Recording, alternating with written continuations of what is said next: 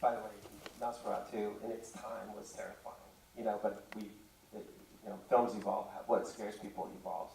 Matter of fact, in the early days of film, a train coming at you in a theater was considered scary. So it's always evolving. But we're fortunate because VRC, we have Chinese investors, Hongjian, Shambhala, and we've been fortunate to raise a lot of over $23 million.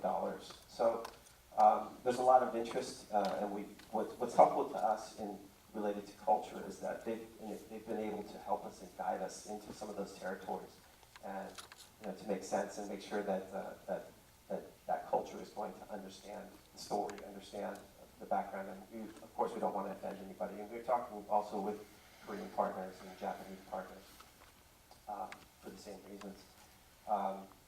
We don't want to make any major mistakes. There's something that comes to mind that when the campaign for Kentucky Fried Chicken moved into China, the term finger licking good actually translated means eat your fingers off. So we wanted to make sure that we do everything culturally correct. Well, are there, for instance, would the Jurassic World experience that you created for Dave & Buster's, do you think that would be a universal experience that just about any culture would enjoy? Very much, and by the way, we're recording in many different languages. I think those types of experiences are, like silent films, are universally understandable without dialogue. The experiences the stories that we're telling, the experiences that we create, we want to cross those cultures and to be universally accepted. And I think that's part of our goal, and we're accomplishing that. Well, is it easier to move from culture to culture in, say, an animated VR experience like the Jurassic experience, or do you think it will be just as easy to move from culture to culture in live action VR?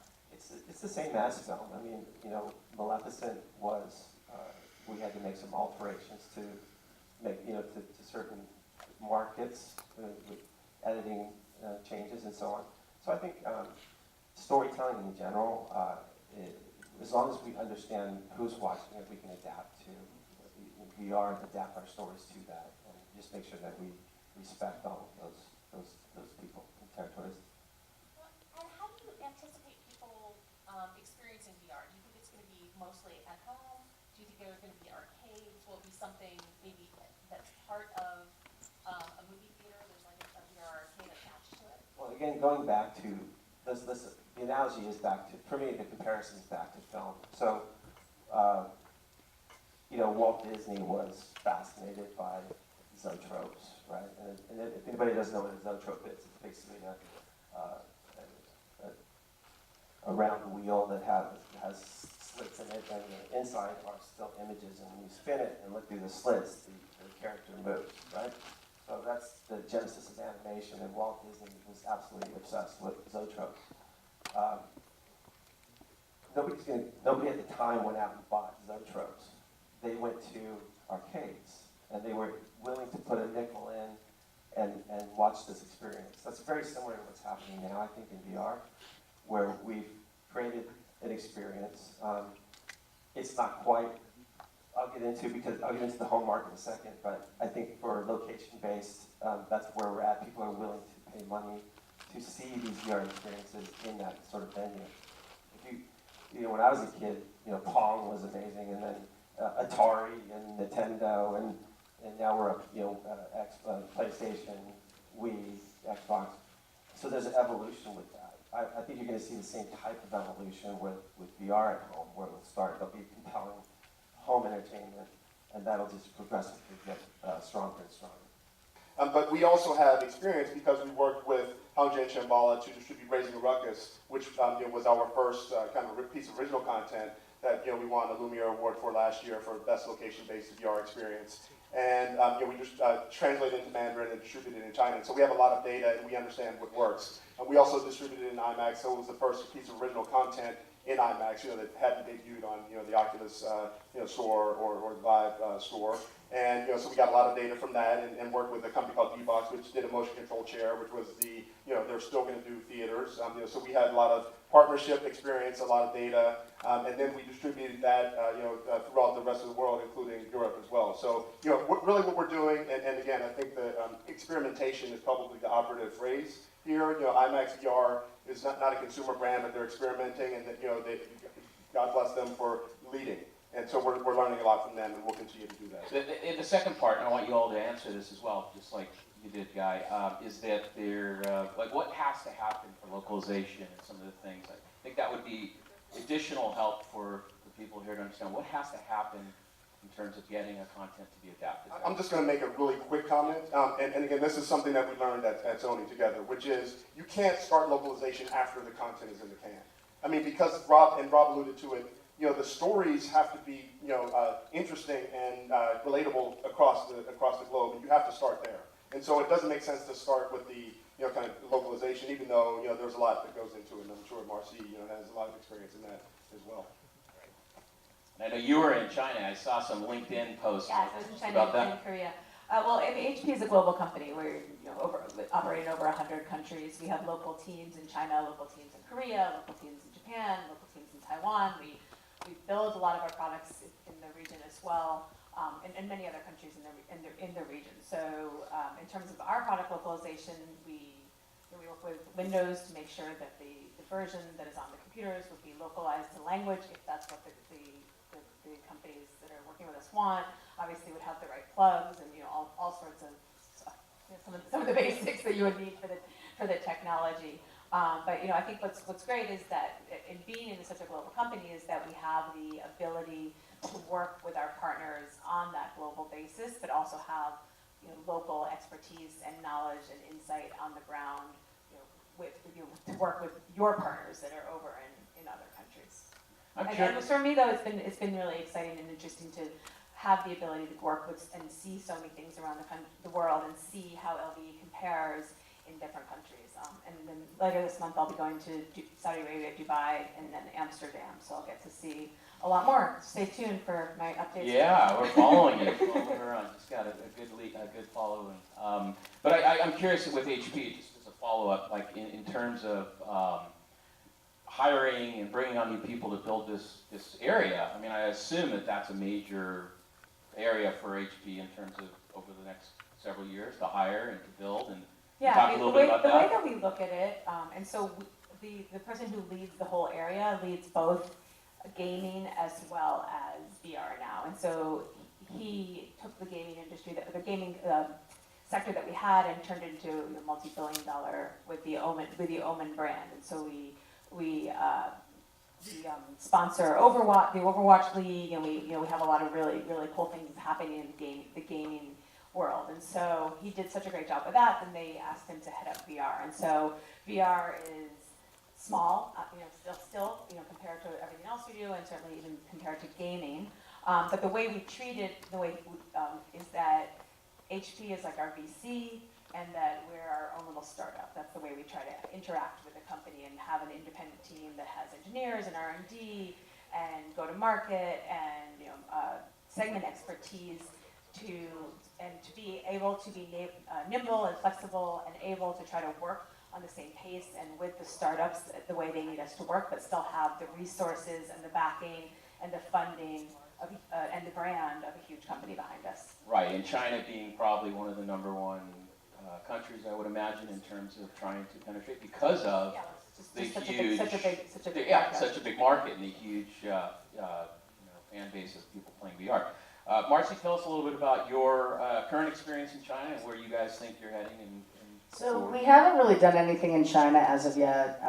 We do have an accelerator program with 5 Korean companies that actually work at the tech and each have their own product that they're trying to build on and see if they can get to the actual American market. So it's a transfer of information for each team.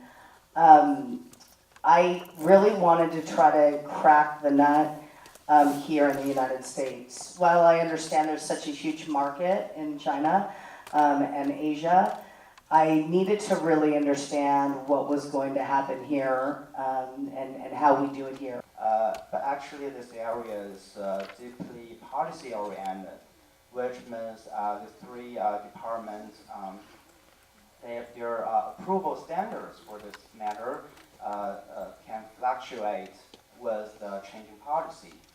For example, ever since 2017, we've seen an obvious drop in the number of Chinese investors and the investment amount from China to offshore because these authorities have adopted much higher approval standards.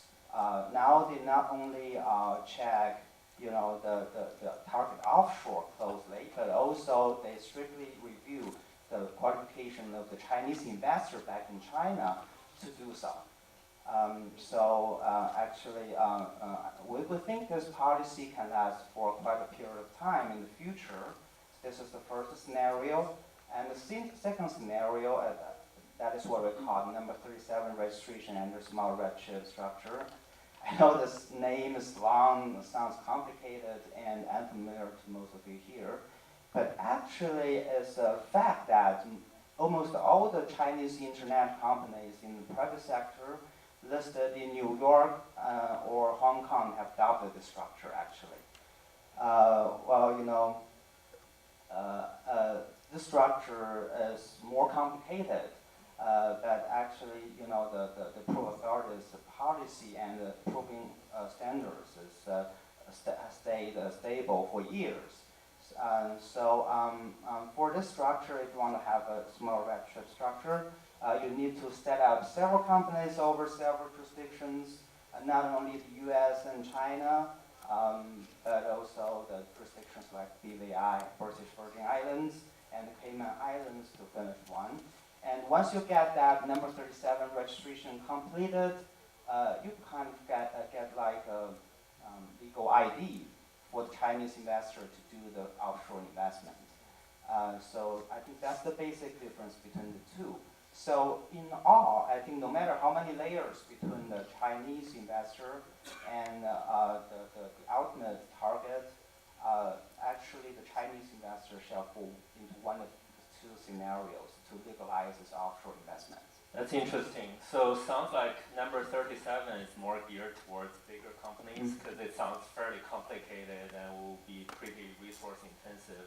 And then if I'm more like a smaller scale investor or like an individual investor, I should go with the first route, right? Is that?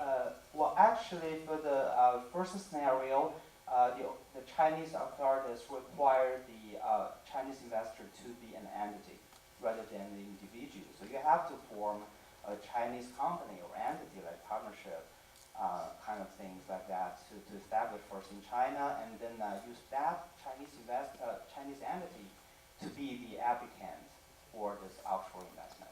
Got it, understood. Thanks for that clarification. And do you have to, those three government bodies you want to apply for in the first scenario, do you need to go through the central government agency, or are there local government agencies that can help you do that? If, for instance, you're from Sichuan or Chengdu or one of the cities, do you need to go all the way to the central government? Well, that's a good question. Actually, it depends on how many money you're going to invest offshore. Okay, it's like over 100 million renminbi, I think, probably go to the central. And it's just below that amount, so you just stay with the provincial level. Yeah. Okay. So, yeah. And well, that's really good to know because one thing I discovered, even though I was Chinese, but I haven't worked in China for almost 20 years. Okay. So when I went back to China, one big discovery or rediscovery was how complex the Chinese government structure is and how many agencies there are that you need to talk to. So it sounds like your firm will help companies navigate the complex government landscape. Yes, of course. Yeah, we're based in Beijing, but people doing this kind of legal services will have connections and liaison with all levels of government in China. And of course, nobody is above the law until you're Donald Trump. Let's say I was a Chinese guy and I did some investment deals already in the US and I wasn't aware of all these laws and policies. I'm a little bit naive. What happens? What can I do now to make sure I'm not in prison or something? Okay, let's just talk about this from a Chinese law perspective. And it's pretty much like a so what question. So what will the legal result if one failed to comply with all these rules? Of course, from Chinese law perspective. And I think I better analyze this from the target offshore's perspective because I think it's more relevant here with the American audience here.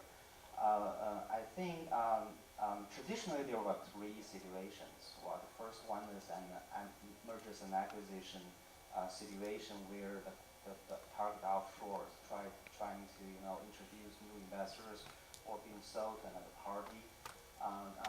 In this situation, I think according to our experience, the investors or the opposite parties will definitely ask the company or the controller of the company to make representations and warranties on the lawfulness of the ownership subject to any applicable laws. And more importantly, I think that the investors and the opposite party may also carry out a legal due diligence investigation on the company. And I think in that case, probably this issue will be exposed to an outsider. Okay, and the second situation is actually pretty similar to the first one, where the target offshore is pursuing an IPO in one of the mature securities market in the world, like New York or Hong Kong. Well, in this situation, it is the regulators, securities regulators, that will ask the same question to the company, and at that moment, you either choose to disclose it and cure the issue, or you probably have a 10b-5 issue under the American law.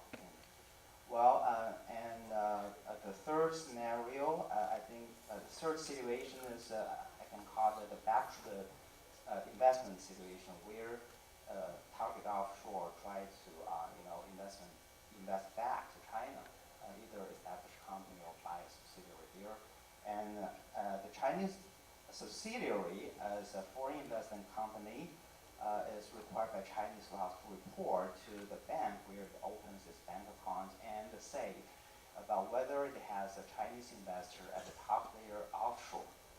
So at that moment again, you got a choice between either lie to the Chinese government or you solve the issue at that moment. And in all the situations, according to our experience, that if you try to make out this loophole when you have to, it costs much more than you solve that from the very beginning. So please be an early bird in solving this problem.